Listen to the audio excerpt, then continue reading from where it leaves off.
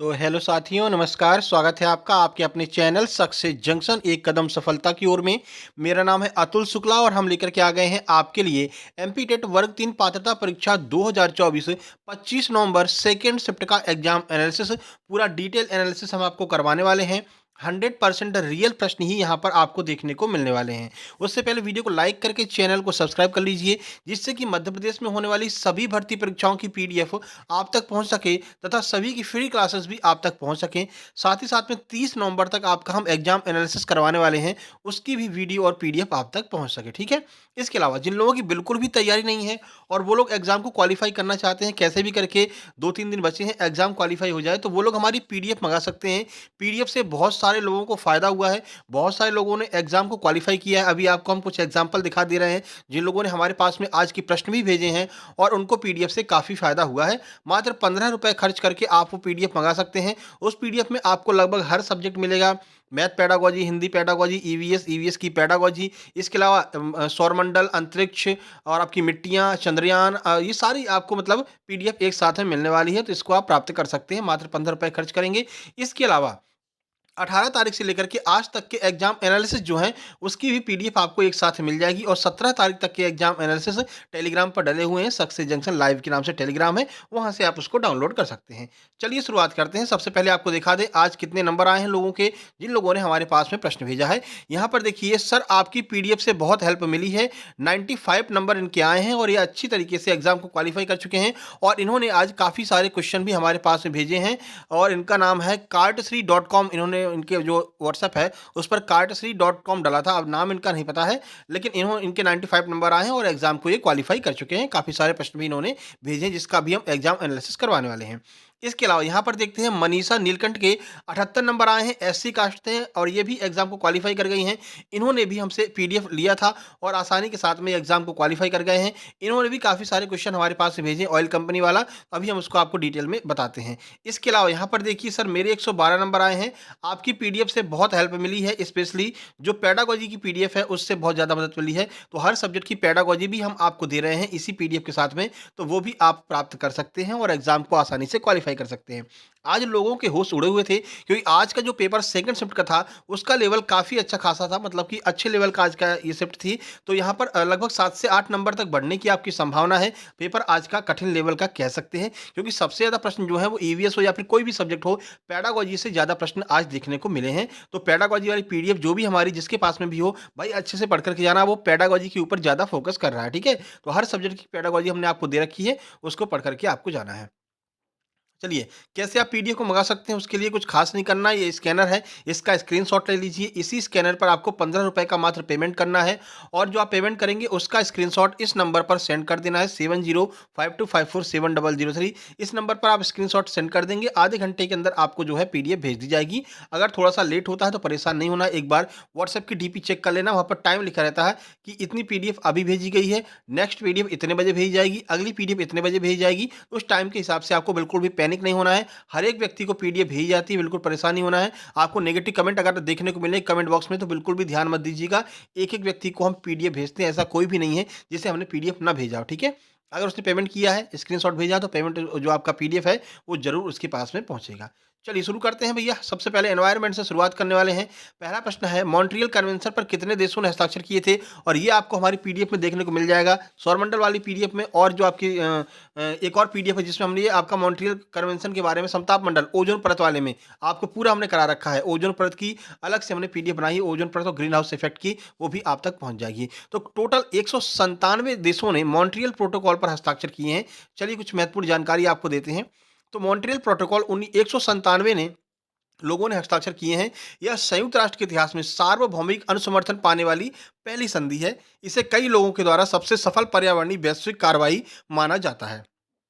अब Montreal protocol के बारे में कुछ अन्य जानकारी देख लीजिए, क्योंकि यहाँ से प्रश्न बन रहे हैं। तो यह अंतर्राष्ट्रीय संधि 16 सितंबर 1987 को कनाडा के मॉन्ट्रियल शहर में अपनाई गई थी। ये भी हमने आपको ऑलरेडी बता रखा है।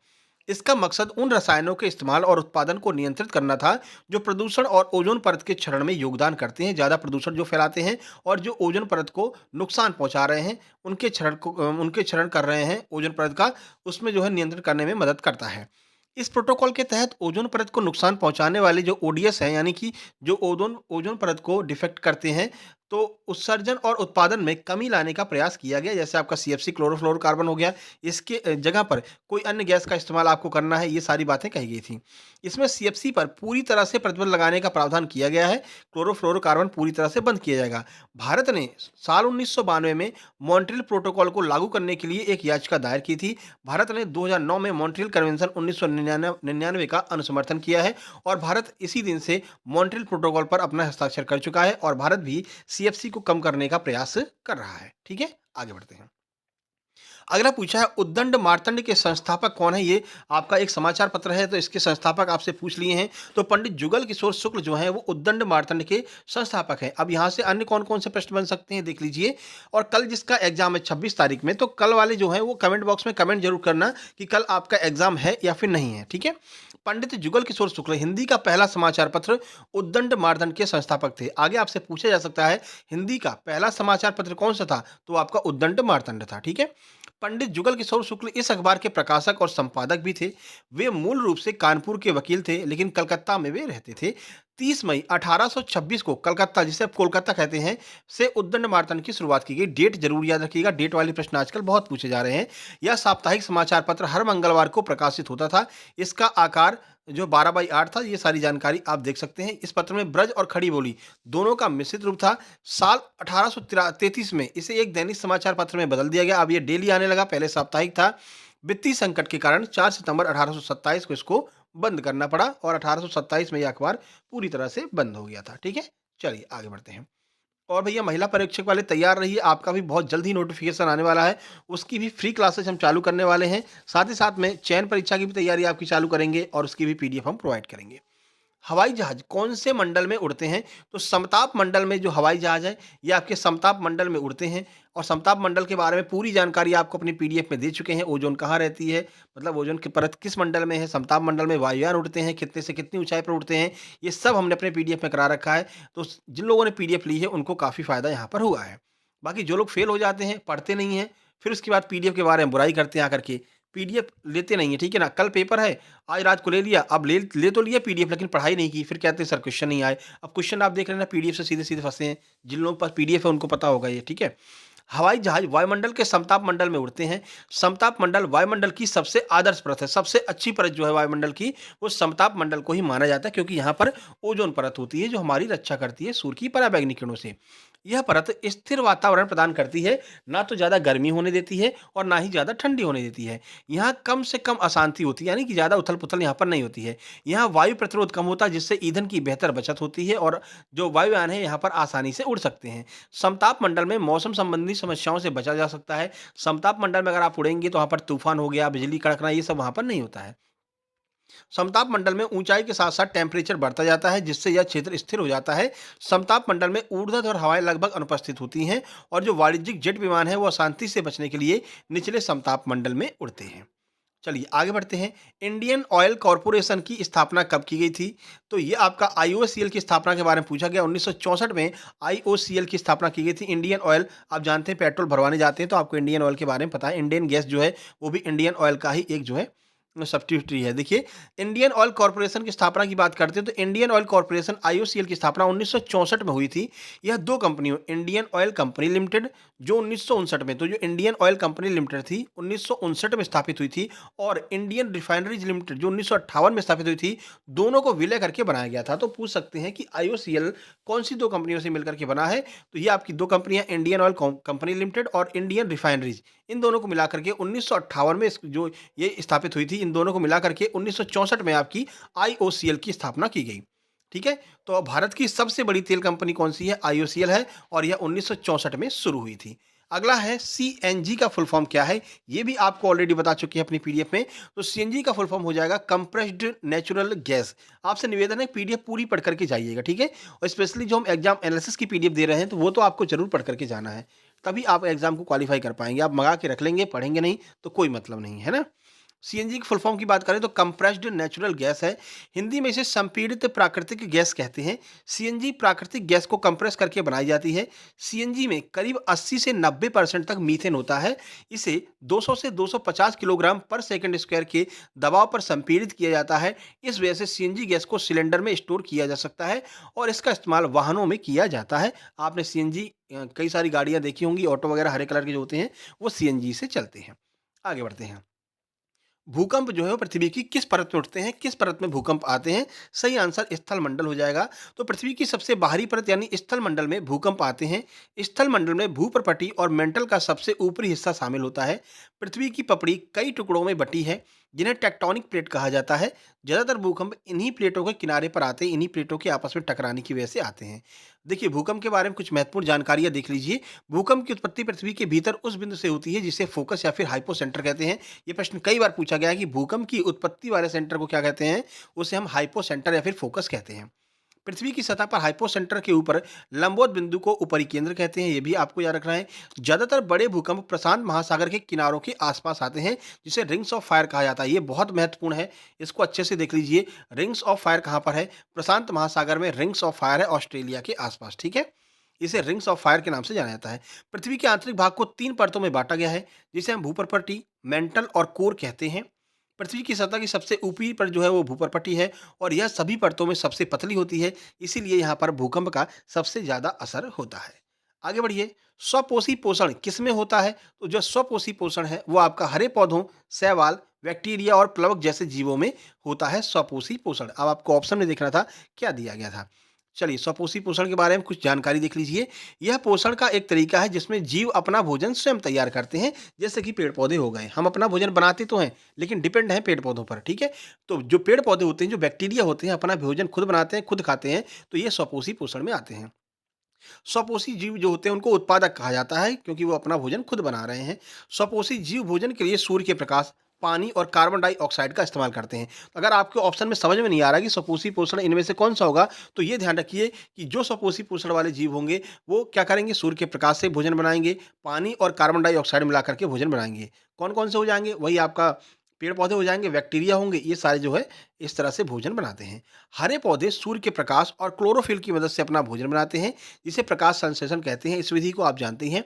प्रकाश संश्लेषण में सौर ऊर्जा रासायनिक ऊर्जा बदलती है, मोस्ट इंपॉर्टेंट है। अभी पूछा गया था कि सोलर ऊर्जा में, मतलब सोलर ऊर्जा में जो सौर ऊर्जा है किस में बदलती है, ठीक है। तो वहां पर विद्युत ऊर्जा बदल रही थी, लेकिन यहाँ पर जो सौर ऊर्जा है वो रासायनिक ऊर्जा में बदलती है, याद रखिएगा। स्वपोषी पोषण दो तरह का होता है, एक होता है फोटो ऑटोट्रॉप्स और दूसरा है कीमो ऑटोट्रॉप्स, ठीक है। ये इतना महत्वपूर्ण नहीं है। चलिए आगे बात करते हैं हिंदी की। तो हिंदी में आज सुबह विभक्ति पूछी गई थी कि मैं और पर विभक्ति जिसमें है वो कौन सा समास है, और इस शिफ्ट में भी एक आपका विभक्ति और समास का प्रश्न आया है। अनेक शब्दों के लिए एक शब्द का एक प्रश्न था। एक प्रश्न आपका विलोम से पूछा गया था। स्वाधीन का पर्यायवाची क्या होगा, यह प्रश्न आपका पूछा गया था। इसके अलावा एक आपका उपसर्ग पूछा गया था। एक गद्यांश आपका 10 नंबर का आया था, 5 नंबर का पद्यांश आया था। दोनों को मिला करके आपके ग्रामर के प्रश्न यहाँ पर पूछे गए थे। और आज फिर से पेडागॉजी अच्छी खासी आई है, तो पेडागॉजी की पीडीएफ जरूर ले लेना, जो कि आपको हिंदी पेडागॉजी की पीडीएफ अपनी जो दी है हमने, उसी में से आपकी हिंदी पेडागॉजी आ रही है। 2 पीडीएफ हमने हिंदी पेडागॉजी की दी हैं, भाषा और पेडागॉजी की। उसमें से पीडीएफ में से प्रश्न आ जाएंगे, बिल्कुल परेशान आपको नहीं होना है। अच्छे से पढ़ करके जाइएगा। बाल विकास की बात करते हैं तो लॉजिकल समझ पर आधारित लगभग 3 से 4 प्रश्न थे, जो आप अपने दिमाग पर डेली यूज में जो करते हैं कि बालक अगर स्कूल आ रहे में देर हो गई तो बालक को क्या करेंगे? आप दंड देंगे, माफ करेंगे, समझाएंगे? ऐसे जो प्रश्न होते हैं लगभग 3 से 4 प्रश्न ऐसे आ रहे हैं।